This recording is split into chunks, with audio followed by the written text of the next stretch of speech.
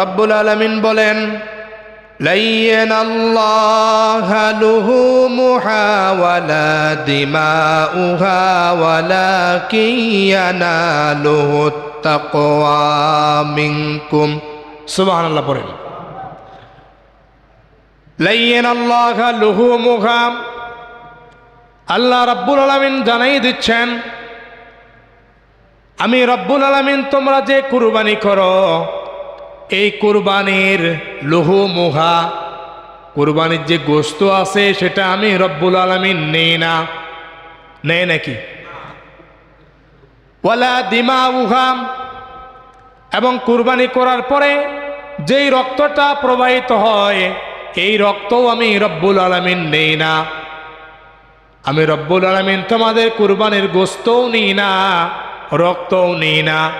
ওয়ালাকিন ইয়ানালুহুত তাকওয়া মিনকুম, আমি রব্বুল আলামিন শুধুমাত্র তোমাদের মধ্যে কারা প্রকৃত তাকওয়াবান এদের তাকওয়াটাই শুধুমাত্র আমি রব্বুল আলামিন নিয়ে থাকি।